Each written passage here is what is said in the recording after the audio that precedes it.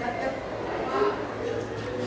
assalamualaikum warahmatullahi wabarakatuh. Waalaikumsalam warahmatullahi wabarakatuh. Oke, apa kabar hari ini? Alhamdulillah. Oke, sebelum kita belajar, ketua kelas mohon dicatat dulu ya. Oke, silakan. Bersedia. Siap. Beri salam. Assalamualaikum warahmatullahi wabarakatuh. Waalaikumsalam warahmatullahi wabarakatuh. Oke, silakan. Kan doa mulai.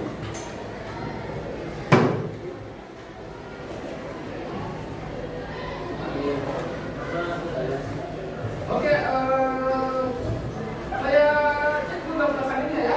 Siap. Agustinus Simon, Ahmad Faris, Ahmad Resi, Adit Pak. Andi Muhammad Aksa, Ataya Salwa.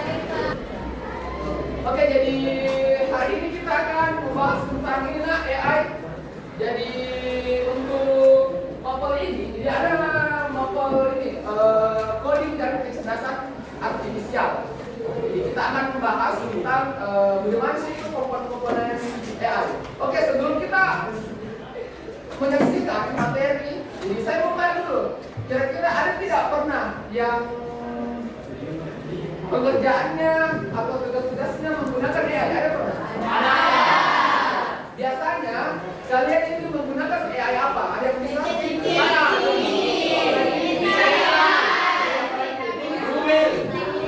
Google. Ada juga yang Gemini. Kemudian di WhatsApp nggak apa lagi? Jadi itu adalah sebuah AI yang ada tadi sebutkan ya, artificial intelligence yang ada di website. Nah, apa ya? Jadi kalian itu memudahkan kalian. Jadi kalau misalkan ada semacam tugas, misalkan kalian disuruh sama gurunya untuk mencari di AI, kalian bisa cari. Jadi ada semua di situ. Nah, sekarang. Oke, sebelum kita mulai, jadi kita dulu breaking dulu supaya lebih enak nanti, supaya lebih semangat lagi. Jadi saya ini. Oke, silakan.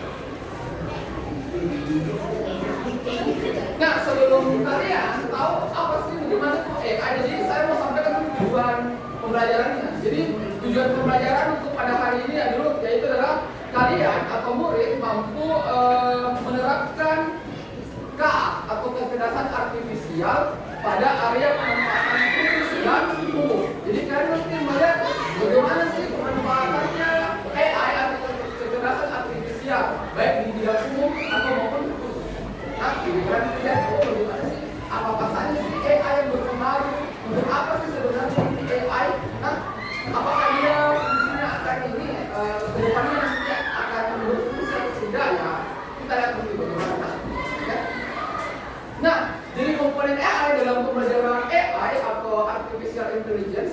dia ada namanya machine learning. Jadi kalau machine learning artinya adalah mesin pembelajaran. Jadi kalau kalian gunakan AI yang seperti contoh ChatGPT misalnya, kan dia termasuk ada komponen yang namanya machine learning. Kan dia tidak bisa berfungsi kalau tidak ada ini mesinnya ini, mas. Jadi apa yang kalian cari sesuatu yang ada di ChatGPT misalnya pasti akan keluarnya nanti pasti banyak sekali kan, lebih banyak semua apa yang kalian cari semuanya nanti akan ada. Oke. Jadi di AI atau machine learning ini kan kalian menggunakan AI ada namanya prompt. Prompt itu adalah apa? Ada yang tahu prompt? Instruksi kan? Kan tidak bisa kan kalian kalau misalkan menggunakan AI atau ChatGPT kan tidak bisa jalan kalau dari instruksinya. Ya itu makanya manusia juga perlu. Jadi ada keterkaitan antara AI dan manusia. Jadi kalau misalkan manusia tidak ada ya AI itu tidak bisa jalan Pak. Karena kita ini sebagai manusia akan ini menjalankan Pak. Jadi kita menggunakan prompting. Nah kita instruksi. Misalkan buatkan saya kalimat bahasa Indonesia dengan yang baik dan benar. Itu semuanya. Oke, saya mau bertanya di sini, ada tidak yang pernah menggunakan AI atau ChatGPT? Misalkan kalian menggunakan teknik promptingnya misalkan, terus prompting yang sudah kalian gunakan, pernah tidak berarti kayak tidak sesuai harapan keluarnya pernah? Apa yang kalian cari kok? Misalkan tidak sesuai dengan harapanmu, tidak begini maksudnya. Itu kenapa? Karena prompting kalian atau teknik menggunakan prompting itu belum jelas.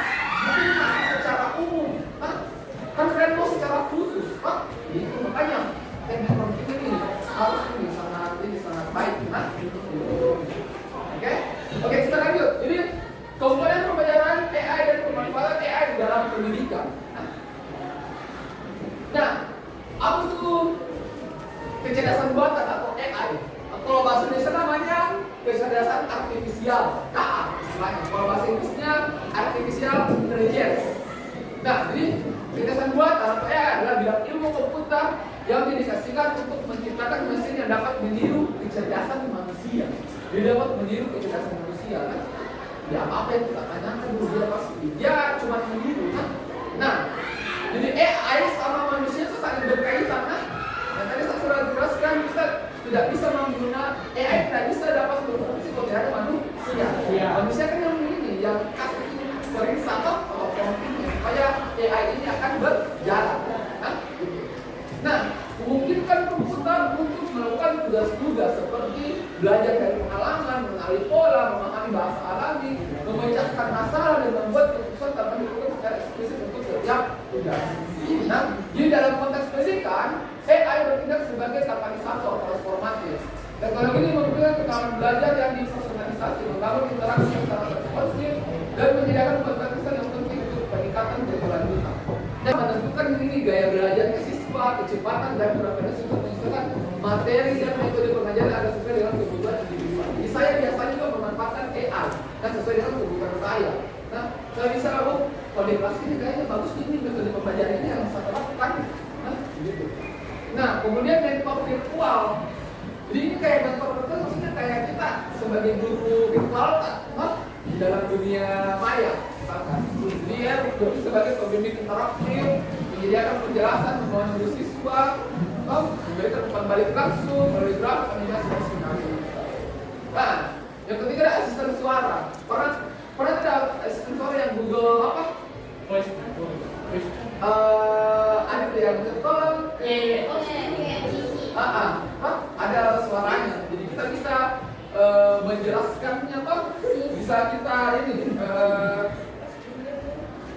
intinya bisa kayak contoh secara umumnya kita ini Google Maps misalkan Iya Pak. Google Maps kan ada sekarang fiturnya biasanya fitur belok kanan belok kiri jalan aja sekitar 200 meter lagi yaitu ada asisten suaranya. Ini juga biasanya juga kalau pakai misalkan kayak animasi misalkan misalkan gambar animasi tapi suara apa yang ini yang ngomong Pak. Nah, ini yang bisa. Nah, kemudian yang keempat ini konten cerdas. Jadi menunjukkan faktor menjadi dinamis dan ada termasuk kuis interaktif. Biasanya di AI juga itu kadang pernah tidak kalian kuisis. Ada tak aplikasi kuisis? Dia juga ada AI juga aplikasi kuisis. Jadi membantu kalian Pak. Jadi baik sekali macam-macam kita pembelajaran ini bersama. Oke, jadi kita lanjut. Jadi ada beberapa fungsi-fungsi di dalam dunia ini, nah AI di dalam dunia kesehatan. Jadi ada beberapa fungsi-fungsi AI. Yang pertama ini adalah AI di dalam dunia kesehatan. Jadi fungsinya apa adalah dia mendiagnosa dan perawatan yang presisi artinya secara bertahap. Nah, oke. Biasanya, apalagi sekarang sudah canggih semua nih teknologi. Nah, dia analisis gambar medis. AI menganalisis gambar medis seperti ronsen, MRI dan CT scan. Karena biasanya yang dulu kan kalau kita misalkan CT scan, dia mungkin hasil keluarnya mungkin tak menunggu beberapa minggu. Sekarang kan ini sudah canggih. Mungkin setelah kalian CT scan itu sudah langsung muncul sendiri. Oh, ini apa? CT scan ini apa? Karena ini sudah bekerjasama sama AI. Ini. Dia juga dapat mendeteksi penyakit lebih cepat dan akurat. Membantu diagnosa kanker dan penyakit kronis. Itu makanya jadi pengembangan di dalam dunia kesehatan AI sangat sekali. Ada juga kadang operasi menggunakan robot. Oh iya Pak. Saya dokternya jarak jauh gitu. Dokternya misalkan di rumah sakit lain, kemudian ada pasien di rumah sakit ini, misalkan dia terhubung melalui saja robot saja, dia kayak memberitahu oh ini cara operasi ini. Itu sangat canggih sekali sekarang. Nah, oke. Kemudian yang selanjutnya adalah pengobatan personal. Jadi AI membentuk pengobatan personal berdasarkan profil genetik pasien dan memperkirakan efektivitas terapi. Jadi biasanya orang yang mengalami kayak kanker, misalnya kanker, jadi dia bisa melihat oh bagaimana sih genetik ini pasiennya kok obat apa yang harus saya berikan. Jadi dia sudah ini. Nah, lanjut di AI di bidang keuangan. Jadi AI di bidang keuangan itu keamanan dan efisiensi transaksi. Ya, fungsinya apa? Ini deteksi penipuan. Jadi sistem AI mendeteksi penipuan secara real time dan dengan menganalisis transaksi mencurigakan.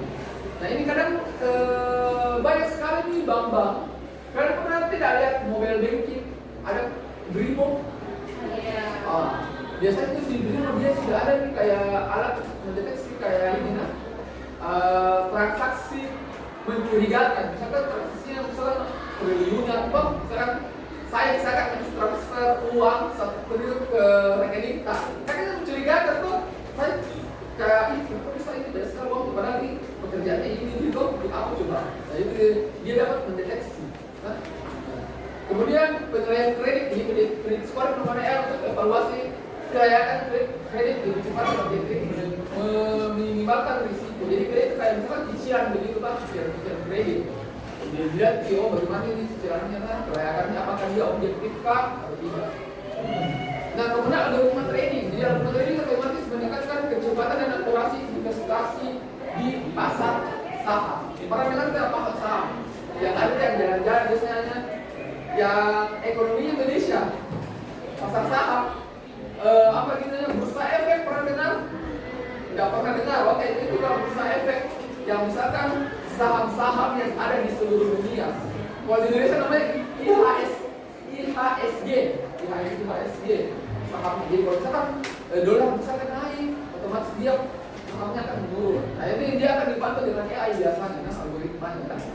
Nah contoh nyatanya biasanya CFD menggunakan ini bank CIMB ini ada menggunakan chatbot AI untuk pelayanan nasabah dan deteksi risiko gagal bayar, menunjukkan keberhasilan dari implementasi. Nah, jadi banyak. Nah, ini mana Oke, AI yang terakhir adalah AI di bidang transportasi. Jadi menuju kendaraan yang otonom atau yang mandiri otonom ya. Jadi biasanya sekarang kan ini sudah canggih sekali di bidang transportasi. Ayo tahu nih, pernah tidak lihat ini mobil yang tanpa sopir jalan sendiri sesuai dengan tujuan? Kenapa? Pernah tahu?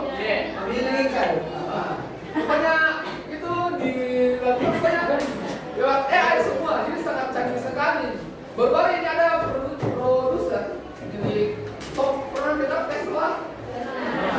Itu Tesla ini kendaraan mobil listrik. Jadi sudah ini pasti sudah AI. Jadi tanpa sopir. Jadi kalau misalnya kita mau berkendara misalkan langsung saja aktifkan fitur AI. Saya mau kemana? Jadi dia sudah mendeteksi kalau lampu merah dia sudah berhenti, lampu hijau dia jalan. Jadi dia sudah dia deteksi kalau macet misalkan di daerah perintis sekitar DKI macet, deteksi ini. Jadi dia lewat jalur alternatif. Begitu kan? Nah ini mobile self driving. Jadi menggunakan AI untuk mengenali objek dan mengenali Saatnya jam ke-6 dimulai. It's time to begin the sixth lesson. Jelaskan juga, jadi dia memprediksi apakah lalu lintasnya ramai kah atau macet kan. Jadi pionnya teknologi proyek Tesla Autopilot.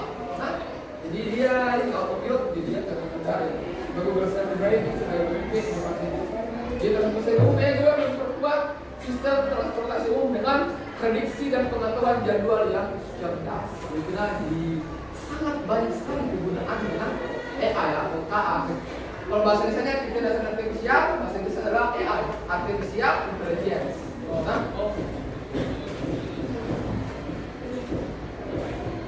Nah, ini contoh-contoh.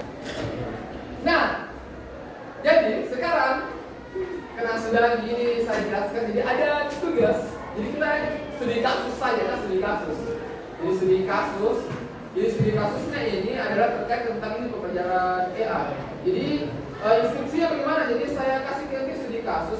Studi kasusnya adalah kalian cari ini hal-hal yang misalkan yang viral atau saat ini studi kasus yang viral lah atau yang menurut kalian ini jadi kalian mencari sebuah informasi atau berita-berita di internet, dibuat konten. Kontennya apakah dia menggunakan Canva atau bagaimana? Tapi kalian nanti akan menggunakan AI. AI-nya terserah kalian menggunakan AI apakah GPT-9, DeepSeek, whatever, Meta AI jadi itu. Jadi kalian bisa menggunakan ini fitur-fitur lengkap yang ada di HP kalian. Oke? Jadi nanti kita akan presentasi satu-satu. Mungkin ada perwakilan dari kelompok yang bisa dia jelaskan. Nanti kirim di WA aku nanti. Jadi saya kasih nomorku, kemudian nanti kalian pakai terserah. Oke? Paham? Ada yang pertanyaan setelah ini? Kalian juga? Jadi kalian itu saya ulang lagi. Jadi kalian mencari informasi atau berita yang ada di internet, kemudian dibuat konten dengan menggunakan Canva, kemudian kalian bisa menggunakan aplikasi AI. Aplikasi AI apa yang kalian gunakan? Oke. Sekarang silakan dikerjakan.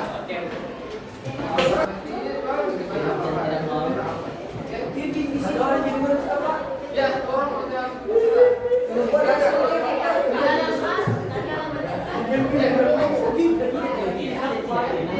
nanti kalian terserah berita-beritanya apa hari ini tentang anime kayak apakah kalau itu bagaimana?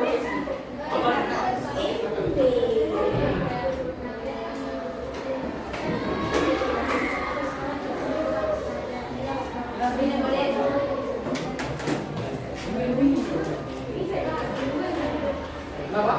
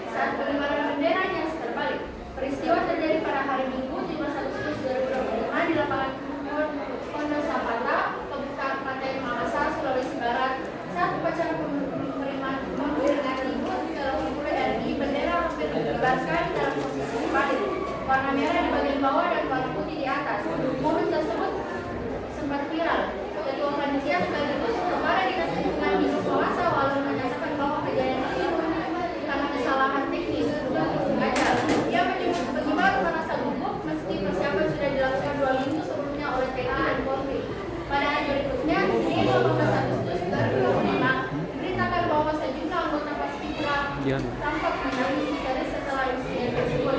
Salah seorang anggota pria berjalan memulai dengan wajah tertutup tangan, sementara anggota wanita menahan air mata dengan keruh.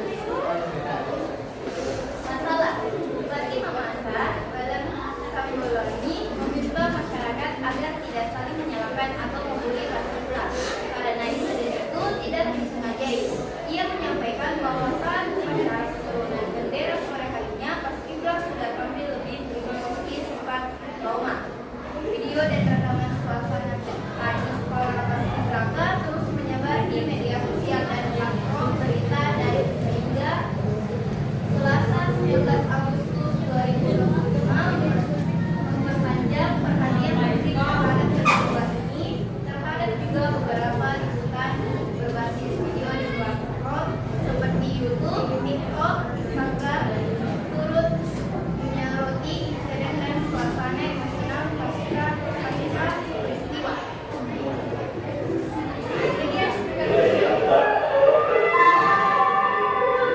Saatnya istirahat dulu. It's time to have some break.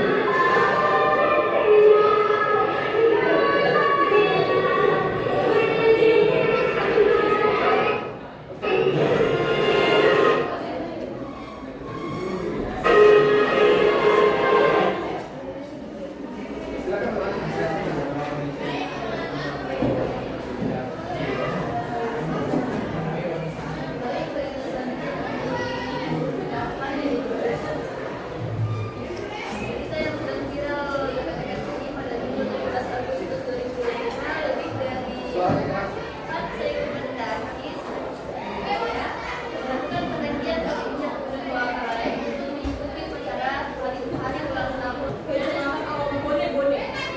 Cuaca ekstrim dan suhu yang disebut sebagai faktor utama yang menyebabkan banyak pendaki mengalami hipotermia.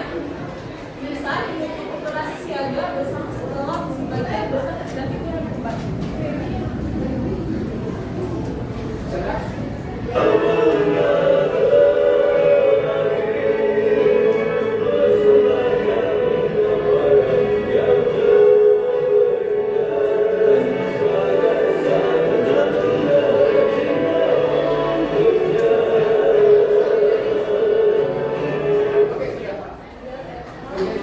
Baik, sekian presentasi dari kelompok kami.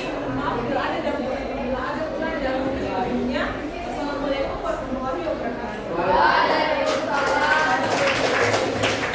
Oke, jadi tadi di kelompok satu dia cari berbagai menggunakan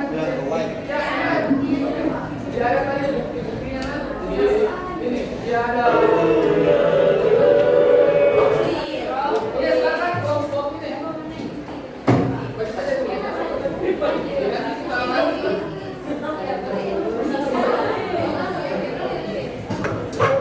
oke sekarang ya baru nanti dari teman-teman kita kalau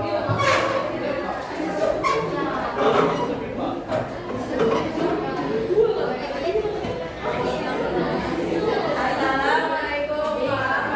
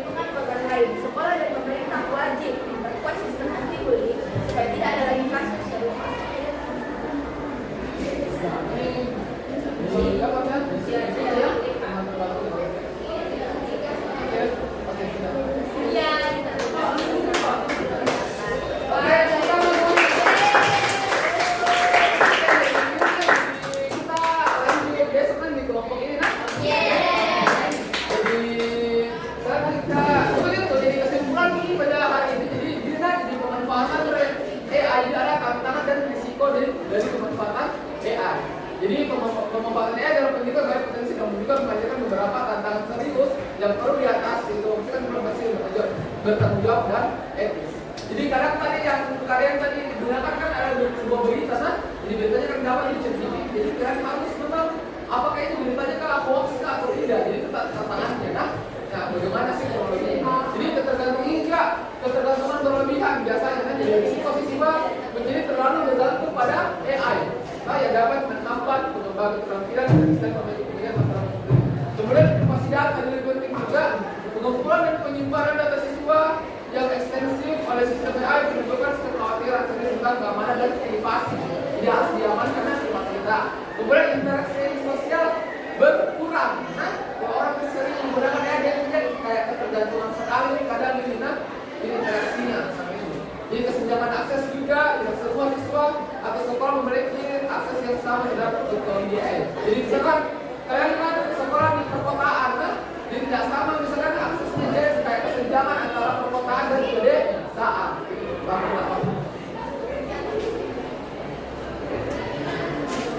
Nah itu saja jadi untuk hari ini nah, jadi kesimpulannya jadi AI sebagai kunci masa depan pendidikan nah, di pembelajaran personal bidara AI menjadikan proses belajar lebih personal, aktif dan menyenangkan. Tadi kan kita itu aktif, kemudian peluang besarnya dalam memanfaatkan bijak dan etis. AI dapat berubah peluang dan bermanas untuk meningkatkan kualitas pendidikan di Indonesia. Kemudian yang ketiga adalah generasi unggul. Nah, kita ini harus sambut pembelajaran AI. Jadi jangan misalkan dilalui AI itu jelek, tapi harus mau tidak mau kita harus menggunakan AI. Tapi secara objektif, kemudian juga ada juga alunya kayak dalam penggunaan AI. Nah, oke para jumpa terima kasih banyak untuk hari ini. Jadi mungkin pertemuan selanjutnya kelompok